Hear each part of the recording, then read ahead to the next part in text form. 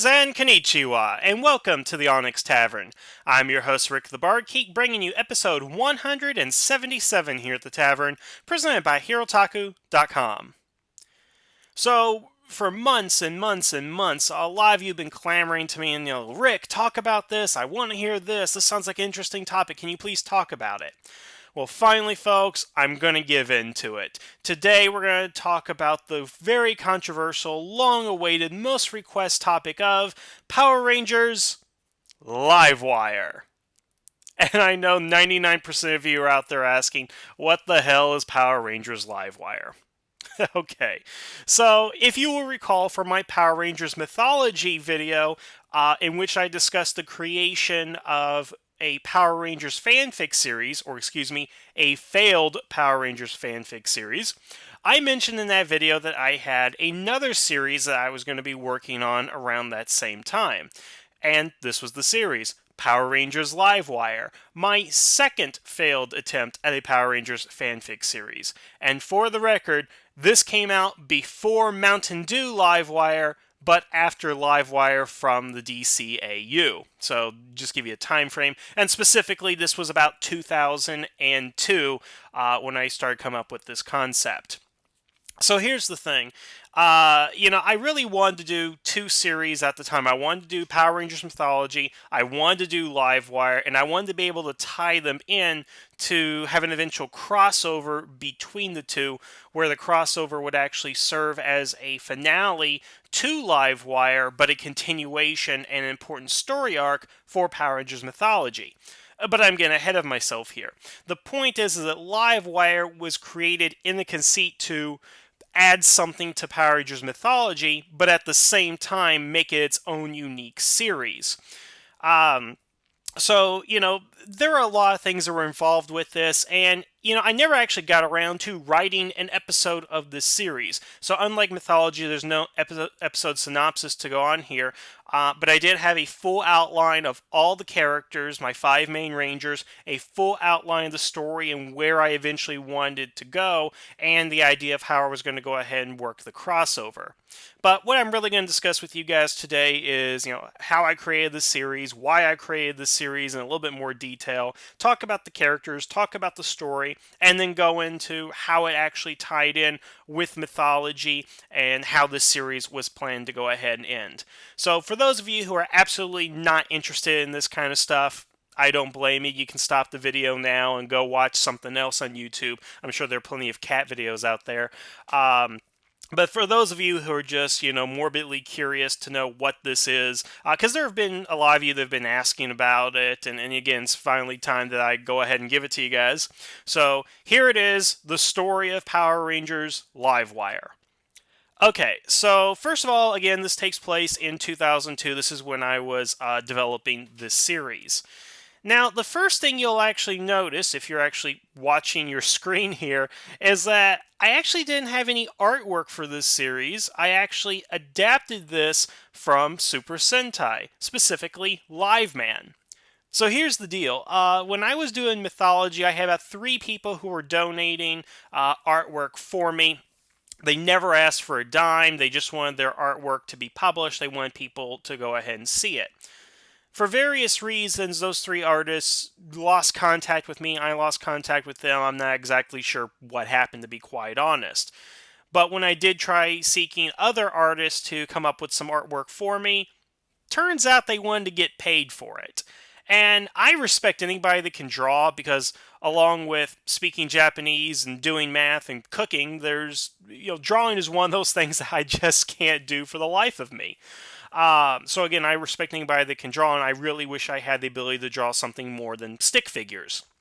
Nevertheless, they wanted to get paid for them, and by all means, of course, it's just that I was in high school and I didn't have a job, so I couldn't pay for anything. So I kind of gave up on the whole, commissioned artist kind of thing, and I thought, well, let's do what Saban does. And ultimately what I decided to do was, I'm going to find a Sentai series, something before Mighty Morphin, and just use the pictures and say, that's my Ranger team. Because it's a fan fiction series. There are no visuals. The visuals that I actually gave people in mythology are just to enhance the experience. If I was doing this straight up as a story, I really wouldn't have any type of illustrations. So, it was kind of a bonus. But I thought if I went this direction, just got stills of a Sentai series, it would be like, hey, at least this is what they look like. They got an idea. Plus, everything's already kind of plotted out in terms of, the costumes, the Zords, and the weapons. And the villains, I could use them or not. It was up to me. Really didn't, have to if I didn't want to. Now, I decided to go ahead and use Liveman simply because I love the costume designs. For those of you who've seen my top costume designs in my top SH figure art once, Liveman is one of my favorite series visually. I'm actually watching the series right now, and it's kind of hit or miss on a few things. I'm only about 2/3 of the way through, or actually, no, not even that far, maybe about half. And it's an okay series. But at this time, I had never seen it, didn't actually have access to watching any of it, because, again, this was before YouTube, this was before a lot of subs were even available out there. I think this was even before torrenting, unless you count Napster, and that's something I haven't heard in a long time. In any case, the idea was just to use the Zords and the weapons and everything from Liveman, and of course, that's where the name came from, Liveman, Livewire, and of course, Livewire is just kind of one of those words out there that I thought sounded cool, that I thought sounded interesting. And again, it was before Mountain Dew came up with it, but it actually has an important name in the story. There's a reason why it's called that in the story, but as far as why I called it that for the series, it just sounded cool. That's unfortunately the depth to that. Okay, so here is the story of Power Rangers Livewire in a nutshell. This takes place in an alternate dimension from Power Rangers mythology. So it does not take place within the same universe as Power Rangers mythology. This will be important later. In this timeline, in this universe, in the year 1992, the Voltarian Empire emerges from deep space and conquers the Earth.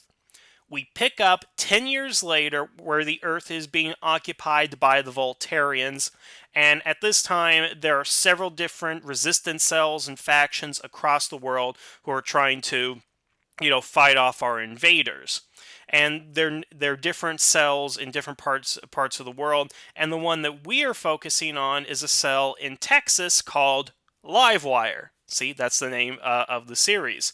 And we would be following the adventures of this particular cell because it is this cell that has the Power Rangers. And they would be known as the Livewire Rangers because, of course, that's the cell that they are associated with. So the idea of this story came from, well, just my love of Star Trek, because I was really, really, really into Star Trek at this time, probably more than I should be. And at that point, I was actually starting to learn a little bit more about Deep Space Nine. Believe it or not, when I first got into Star Trek, it was mainly Voyager and Next Gen that I was exposed to. Not so much the original series or DS9, and of course I watched Enterprise religiously because I was stupid like that. Anyway, what I really liked about Deep Space Nine was the whole Bajoran resistance. I didn't particularly like Bajorans themselves and their spirituality, but I liked the concept of an alien race taking over a planet, occupying it, and of course them fighting back, which I always thought had great. It was a great allegory and had great allusions to real life events. In particular, as I viewed it, the Holocaust and Nazi Germany taking over, Europe and so forth. So I thought that'd be a great idea for a Power Rangers story, because at this time in Power Rangers history, and this is years and years before RPM would come out, we never had that scenario where the villain has already won, the Earth is already conquered, and now it is time for the Power Rangers to rise up like the mythical Phoenix and, restore world order to the good guys. And I'm not going to make any comparisons to my work in RPM because we had different ideas and different ways of looking at this. Because again, I'm drawing my inspiration from Deep Space Nine, the Bajoran occupation, and the Holocaust, whereas RPM was really drawing their inspiration from 80s post-apocalyptic movies, Mad Max, Terminator, and so forth. So, it's a similar situation. Earth has been defeated or wiped out, and there's a alien force, or not in this case. Well, for Power Rangers, it's not an alien force, but machine force. The world is conquered, and the humans have to fight back. That's kind of the main thing here. And I'm not going to make comparisons simply because they're so different, years apart, and I'm not going to accuse them of stealing my designs like I did in Mythology. But again, I have to admit that my green Myth Ranger looks a lot like Magi Green. Nevertheless, as I said before, this is in a way RPM done right because, well, at least I thought my idea was cool. But again, we're not going to get into more RPM bashing. I do that enough on a regular basis. Okay. Just so, and also really quick, I want to talk about the villains because I never actually developed any villains. If you watch Live Man or know anything about Live Man, the villains in this series are called the Vault. And of course, that's where I got the name Vault, the Vaultarians. It was an actual race of aliens. But I never actually developed anything about them because, again, one thing I really wish they would do in a lot of shows is not show us what the villains are up to or what they're doing, because I want everything to kind of be a surprise. And that's what I wanted for this. I wanted our villains to be faceless. They are just the Voltarians. There's no single leader that we're attacking that we know about. There's no general that's specifically on our tail all the time. It's just the shock troops and soldiers that we see, their war machines, their spaceships, whatever. That's what we see of them because they are the faceless, soulless empire. And I just felt that, again, there's more suspense in not knowing who your villain is to make it more dramatic, to make it a lot more interesting. Now, had I actually written the series, maybe I would have developed a villain to maybe be the focal point, but I didn't develop him in the pre-series Bible, if you want to call it that, just because, again, I wanted to be from our perspective and only that perspective. Because, again, I'd really like to see a Power Ranger season where you edit out the villains completely and have everything be a surprise to the audience as it is the Power Rangers. Because this omniscient view, it gets boring every now and then, to be quite honest. So that's what we got. All right. So I think let's go ahead and talk about our different Rangers and what I had in store for them. Now, Power Rangers mythology characters, they were based off of people I knew in middle school. Power Rangers Livewire characters were based on people I knew in high school. Now, I'm not going to tell you the identities of these guys because, one, I'm still friends with a lot of them on Facebook, and I don't think many of them at this point, so many years later, would appreciate the fact that I'm telling everybody that they were Power Rangers in my little failed fanfic series. But I will at least give you their first names because then, of course, they could be anybody. So please don't ask me for pictures of them or to know exactly who they are. Okay, so let's start with our Red Ranger, Luther.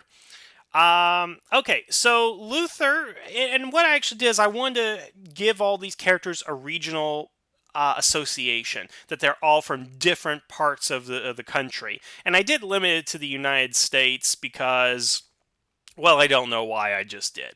But Luther is our Red Ranger. He's originally from the city of Detroit.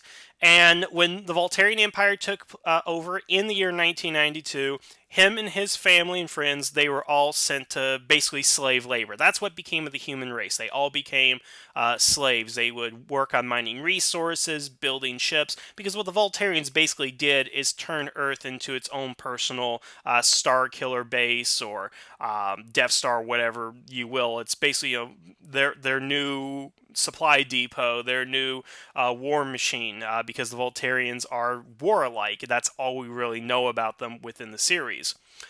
So Luther basically works on the technical aspects. He works in, I don't know what the term is for it, I'm kind of blanking on it, but where they would build dry dock. He'd work in dry dock for building warships and everything, and that's what he would go ahead and do. Now, the impetus of the series is that Luther is on a transport, and he's being transported from one base to a base down in Mexico City. That's one of the major locations the Voltarians have tapped into. While the transport is in transit, it's attacked by one of our resistance cells, in this case the Livewire resistance cell. They are successful. They liberate all the humans from them and take them in as refugees. And Luther, he wants to go ahead and volunteer as part of the resistance cell, and they go ahead and accept him because, hey, they could always use the extra hand, they could always use the help. And at some point, I'm not exactly sure because I didn't write this in at the beginning on how this was going to go ahead and happen. And again, a lot of this, the whole thing is unfinished, so I do apologize if I don't have all the specific details a lot of you guys are looking for. He would get a hold of the Livewire Morpher because actually he was to be rejected a little bit by the Livewire leader, who I will get to in a minute.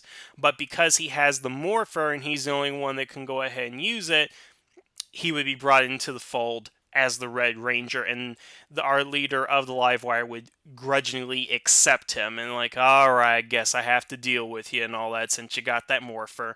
And that's pretty much what I had for Luther, is that he's from Detroit.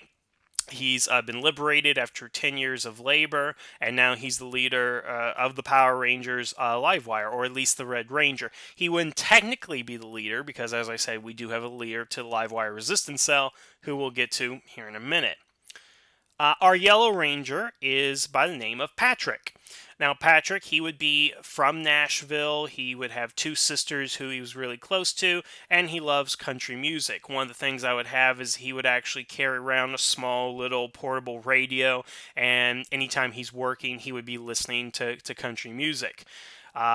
Looking back at it, I don't know how he would get country music on radio waves, but let's say pirated radio, whatever.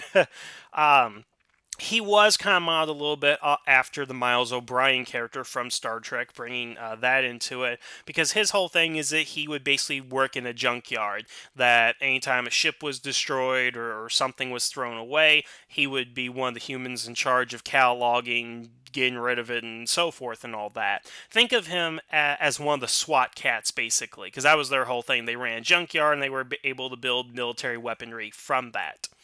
Now, of course, he eventually escapes from his captivity, joins the Livewire cell. That's, again, where everybody's going, is to Livewire here. And one of the skills that he has is that he has the ability to create weapons.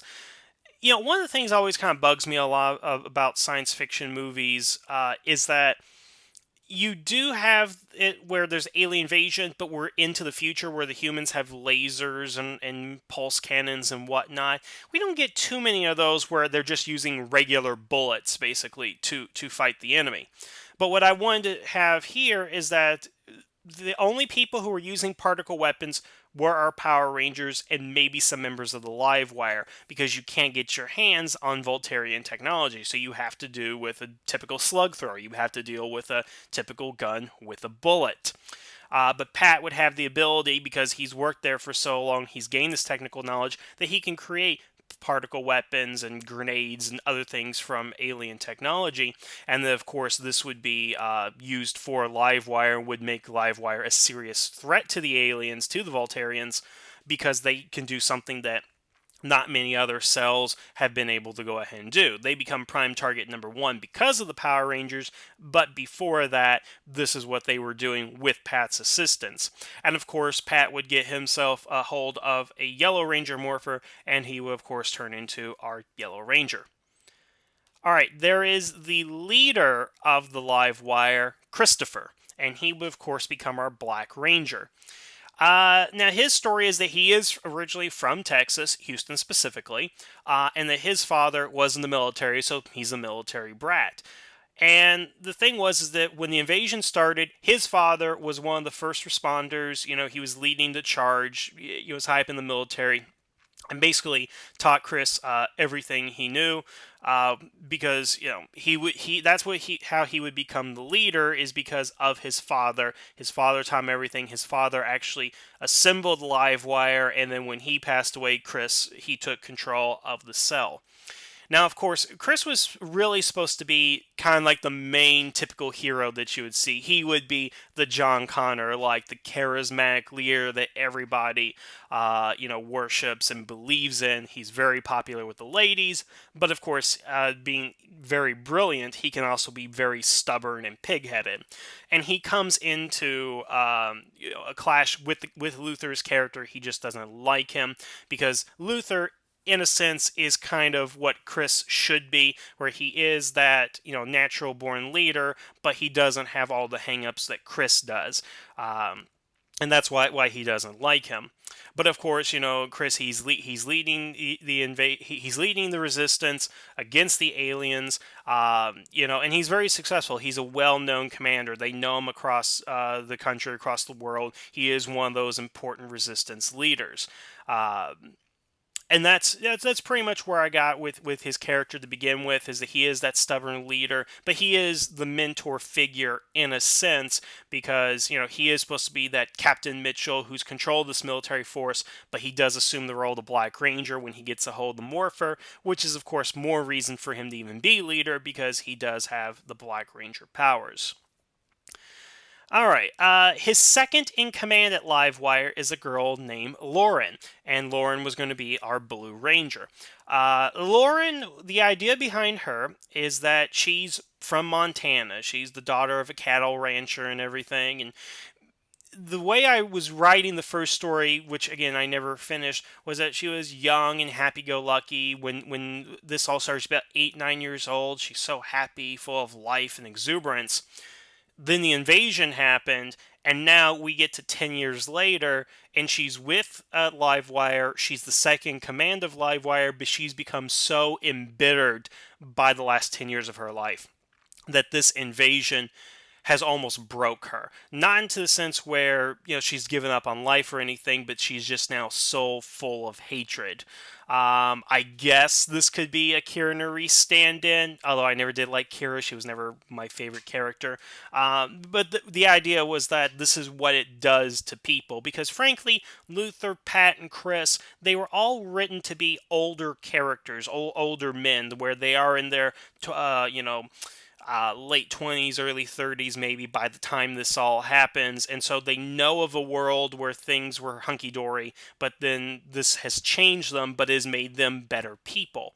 What this has done with Lauren, because she was so young when this happened, is it did break her, gave her negative outlook on the world as a whole, and now all she has is vengeance and hatred in her heart. And she is supposed to be that gruff and tumble, type of woman who's very short with people. She doesn't fraternize. She's not interested in things like art and music and culture. Her whole thing is, let's get rid of them and let's get them the hell out here and let's do it efficiently and quickly. Again, it was just a girl who started off so innocent and nice, and this is what war does to her. She spent her entire life, she barely remembers a time before the Voltarians, and she lost her family. She lost her mother and her father in the fighting, in the invasion, and that's just how she is. And Chris is supposed to be a mentor to her in a way, and she does have respect for him, but it's never anything romantic. Of the many conquests that Chris does have with the women, Lauren was never one of them. And finally, we get to our Green Ranger, Lindy. So yes, the Green Ranger in Livewire is indeed a male, but I pulled a Saban era Power Rangers thing, and I decided to make my Green Ranger female, because why not? And I thought we could use another girl in the series and make her as the Green Ranger. That would be interesting. Now, the thing about Lindy is that she is from another resistance cell called the Maru resistance cell, or the Maru Rebellion, and they're stationed in Nevada. And I really didn't come up with much else about her character other than she's just a trained, skilled warrior. Obviously, she's older than Lauren. Lauren, again, is supposed to be the youngest of all the characters. Now, the way she's brought into the story is that at some point she found the Green Ranger Morpher, and she becomes one of the leaders of the Maru Rebellion. There's an attack in Vegas, basically, or somewhere out in Nevada, where the Voltarians are building what they call the Citadels. And the Citadels, which I should have gone into more detail before, are basically their command posts for certain regions of the world. And of course, you have to take them down because they break down communication, supply lines, all that good stuff. So there is an invasion that's going out in Nevada. The Maru tribe are attacking. They request the assistance of Livewire. Livewire joins them. They get there. The Maru cell is utterly decimated, and the only person remaining is Lindy, who, again, coincidentally, happens to have the Green Ranger morpher, and thus she joins Livewire in the series, being the last known survivor. And that's about what I wrote for her character, because I really didn't know what to go ahead and do with her. Because, the thing is, you need 5 Rangers. I could have done with less if I picked a different Sentai, but this is what I wanted to go with, and I really didn't have any particular plans for her for pre-character stuff, but I did have some interesting things with her character in the series. Because here's the thing, that those are the 5 characters. I would say the most interesting character that I would have liked to have written for would be Lauren, because I think there's a lot of stories you can tell about her character. Pat was probably the least interesting, just because I wanted to make him just the good old boy, the good guy, who doesn't particularly change too much, but, he's still a great guy and all that. And where I wanted to basically take the series was that we would go on their adventures, but I would try to make it a little bit more of a character thing, where it was what's Lauren's relationship to Luther, Lindy's relationship to Christopher, Pat's relationship to Lauren. How does that work out? Because you'll notice I don't have any other secondary characters in this. I might have written in some secondary characters, but the whole idea to begin with was to focus just on our 5 main Livewire Rangers, because what makes them unique and special from the others is that they do have these morphers and they do have these powers to lead. They have the weapons and the gear and the Zords, which was another thing that I wanted to come up with in the series. They were going to have their Zords, and I honestly can't remember what I was going to call them. The information I had regarding the names of the weapons was not saved by the Wayback Machine, so I don't remember what these Zords were called. But the idea is that these Zords would be built by our heroes in Livewire, and that they would be augmented with the technology from the Voltarians. Because, let's be honest, there's no way that humanity in 1992 or 2002 could build a Zord without the help of alien technology, and that's where characters like Pat and Luther come in, because of their experience, with building the weapons and knowing all that stuff, working in dry dock and so forth. So they would make these vehicles for land, air, and sea. And Chris and Lindy would get Zords later in the series, because it would be an ongoing thing. They build the Red Ranger Zord first, then they build the Yellow Ranger Zord, and so forth, and that's how we would get to it. Also, they were going to be in an underground base, probably a cave of some kind. I don't know how many caves there are in Texas, but that was going to be the idea, is that they were going to be hiding in a cave through most of the series. And I didn't know how we were going to get to it, but what I wanted to introduce is what's really cool in Live Man is there's a giant underwater turtle base that comes out of the ocean, launches the Zords from that. And I wanted to, at some point, introduce the underwater turtle base, because Houston is a coastal city, or at least part of it is, or it's near the coast. I'm trying to remember. Anyway, but they would go under the water, and all the refugees would be in there as well. That would be their new base of operations, completely hidden from the Voltarians, because Voltarians have a way of finding them, but you just have to be clever in the ways that you do find them. Now, again, there wasn't too much else I was going to do in terms of character, but there was one thing I was kind of toying with that I thought would be really interesting. And maybe it was ahead of its time in terms of storytelling, but here was the thing.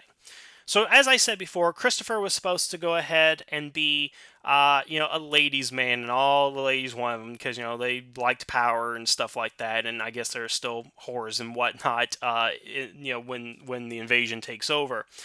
So he was always banging the girls and whatnot.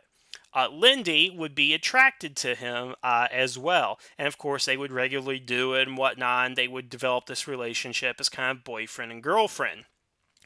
What would throw a monkey wrench into this whole affair, however, pun intended, I guess, was that, as it would turn out later towards the end of the series, Christopher and Lindy were brother and sister. Yes. The reason I decided to go ahead and come up with that idea was that I think it would add a lot of conflict and drama to those two characters. That you can have these two characters that have fallen in love with each other, and then suddenly, boom, look what happens. And then you have to question that, and it's one of those big uh-oh kind of moments. And it would be one of those things where, of course, you have the whole war thing going on, but you have the human aspect and the characters in there. And if you're wondering, they were a long lost brother and sister, maybe his half sister. I didn't really develop that again too much, but I just kind of like the idea that they're together, and then suddenly he finds out that she's his sister, and then what kind of story opportunities can you tell with that? That would be the thing I would want to go ahead and explore. And that's pretty much it for the main series of Livewire, because again, Livewire was created out of the idea, out of the conceit that I was going to use it as a storytelling element in Power Rangers mythology. So Livewire was to set up our characters, set up what's unique about them, and go through this war. Now, what would have happened is the series would have ended with Livewire winning the war and defeating the Voltarians after however many episodes I was going to write on this. So, Livewire saves the day, the Voltarians are defeated, and that's what we got. Now, the way this would tie into Power Rangers mythology is that at the end, one of the Voltarian ships tries to go ahead and escape and go ahead and get reinforcements. Well, of course, the Rangers are like, we can't have this. So our 5 Rangers all get in their Zords and they pursue the Voltarian ship. What the Voltarian does, though, is he goes through a wormhole. And I didn't decide on how this was going to happen exactly, but they would go through a wormhole and the Rangers would follow him. And that wormhole would most likely accidentally lead to the Power Rangers mythology universe, in which Voltarian troops land in the mythology's setting, and pursued by our Rangers, and of course the mythology Rangers have to fight the Voltarians. There's a little concern about whether they're good guys or bad guys, but eventually what would happen is that the mythology Rangers and the Livewire Rangers would team up to defeat the Voltarian invasion of the mythology homeworld. And I thought that was a great idea for a story, because what I was thinking in my mind is, what are the different character opportunities that I have for these two? Because you come from two completely different worlds, literally, and it's two different ideologies on how you want to view Power Rangers and the struggles. I mean, what was in my mind here is what the seed for this was. I imagined the character of Ricky from mythology walking down, country road during the fall. Leaves are golden brown, falling. It's autumn and all that kind of stuff. And he's talking to Luther. He's talking to this other Red Ranger who comes from another dimension. And Luther's making the comment, "I haven't seen this many trees in so many years. I've never been in a place that's been this peaceful since I was, a kid, since I was growing up." And Rick would have to look at Luther and go, we've gotten it way too easy. Here we are fighting this one single alien who sends one monster at a time, and we haven't lost anybody. Nobody's died. This has been pretty cozy for us. Imagine the stuff that he's gone through. And Luther looks at Rick and goes, "Man, they got it way too easy. I've been through all this heartache and strife and terror, and look what these guys are dealing with. He's a Power Ranger just like me, but his struggle is not different. It's different than mine, but it's not as difficult as mine. What I wouldn't give to be in his shoes at the moment." And and the Red Rangers get a different perspective on what it means to be a Power Ranger. Because here's the thing, folks. You can put characters like, say, Casey and Jason together, two different Power Rangers from two different eras. But when you talk to them, when you get them to talk to each other and what they have in common, there's a lot that they have in common. Honestly, Jason, Casey didn't really have to go through much strife or difference or problems in their adventures, as opposed to maybe some others. Now, again, for all that I hate about RPM, if you get Scott and say you pair him up with Carter, again, two different Rangers, two different philosophies, and so forth. And Carter goes through a pretty easy, battle with the demons. But Scott's gone through a thing where he's lost his brother, lost the respect of his father, and his world is decimated, and he's one of the few humans alive. And he looks at, man, Carter's got it easy, and Carter's like, man, here I am taking everything I've done for granted, that we would win, where this is a Power Ranger team that's already lost, and now they're trying to struggle back. That was the idea that I had between these two characters, between Ricky of Mythology and Luther of Livewire, of these two Red Rangers just walking down together, having a conversation of how their lives are so different, but how they're glad to be Power Rangers and the difference they make in each of their worlds as Power Rangers. So that's where that came from, and that's where I was going to lead it to. Livewire was not created to tell their own story, but really as a reflection of the less gritty, everything rainbows and roses type of world that we have with Power Rangers mythology. Now, how do you shake up that dynamic in mythology and make this something a little bit more significant? Well, you have to show the mythology rangers what it's like for loss and suffering the same way that the Livewire rangers have gone through. So again, I didn't come up with the specific details, but this was going to be this was the scene that I had in my head, that there was a battle between probably it would have been the Sovereign's forces, because the the Voltarian forces would have been defeated, and you have all 10, or excuse me, 11 Rangers, because Cerberus would have been introduced at this time, or Anubis, excuse me, based on Cerberus, would have been introduced at this time. And in the course of the battle, the Livewire Rangers realize that there is no way that the Mythology Rangers can defeat this villain. They are not battle hardened. They haven't had the skill or training to do this. They need to go ahead and take this enemy on their own. And the way that they do that is through a self-sacrifice. So what happens is that the 5 Livewire Rangers get together, and through some means, which again I didn't fully develop, they would sacrifice themselves, and all 5 of the Livewire Rangers would die. With Chris, with Lindy in his arms, looking at her as a sister, no longer a lover, but somebody he still loves. Maybe Lauren giving up on her bitterness and maybe smiling, being happy for a chance in her, or change in her life, and Luther with the grim resignation that he basically knew he was never going to go back home. And that's the tragedy of Livewire Rangers, is that they fought their entire lives to save their world, and now they can't be there to help it rebuild. And what this is for the Mythology Rangers is this is a wake-up call for them, saying that, yeah, we could die too. This is something that can happen to us. And look what these 5 strangers who call themselves Power Rangers have done for us. That they have sacrificed themselves in the name of the cause of what's good and what's righteous. And that's really where I wanted to go ahead and take it, to shake up what was going on with the Mythology Rangers. Yes, it would come at the expense of the Livewire Rangers, but the idea would be as well that their story arc was done. They did what they needed to do. They saved their world. There were no more battles to be fought. What was going to be left was things they couldn't do. Political things, agriculture, rebuilding the infrastructure, rebuilding the economy, things that when there's no more fighting, what happens to the warriors? They're put out to pasture. They become security guards. They're put in positions that they don't belong in anymore. So, again, part of the tragedy that the Livewires could not go back to their world is that even if they did go back, it wouldn't be the same world that they knew. It's a better world than they had left it, obviously, but they would have no place in it, which is the reason they had to go ahead and die here in the Mythology universe.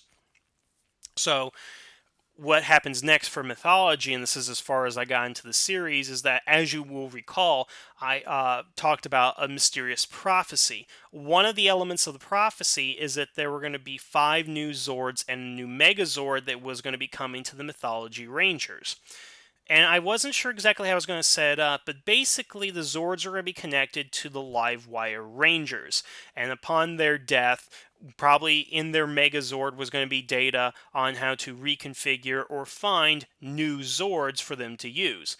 Now, what would of course happen is that the Livewire Zords would either be destroyed or inherited to the Mythology Rangers. I hadn't decided on that, but I did have an idea for a new set of Zords via Shogun Megazord design, where they would be humanoids with animal features based off the 5 animals of the Livewire Rangers. So not only do they change for the emotional better for our Mythology Rangers, one of the things that the Livewire Rangers would leave in their death, one of the positives from it would be that the Mythology Rangers get new Zords from them. Whether it was the Livewire Zords from their primary universe, or it would be completely new Zords, in which I would have to conceive of some way to have developed that. Okay, so that's basically Power Rangers Livewire in a nutshell. That was the series I was planning to do. Ultimately, football and girls got in the way, so I didn't have a chance to go ahead and write anything, and it's just one of those ideas that just never came to pass. Um, Am I upset that we never got a chance to bring that to the world, or you guys never got to hear that? I mean, this is the first time anybody's hearing about it outside of the little bios I wrote up so many years ago on GeoCities that nobody read. But I would like to think that it's still a good idea, and even if you excise all the mythology stuff and you came up with a Power Ranger series today based on something like that, I think it could go ahead and work. Obviously, you need to refine some elements and develop a few more things, but I would love to see a Power Ranger series where Earth is invaded by aliens, and the whole point of the series is to fight off the aliens, whether it's, again, a retelling of Bajoran occupation, or a new type of Independence Day movie, which I have not seen Resurgence, so I don't even know if that's good or not, but I'm hearing it is kind of bad. But that's something I'd like to see something like that.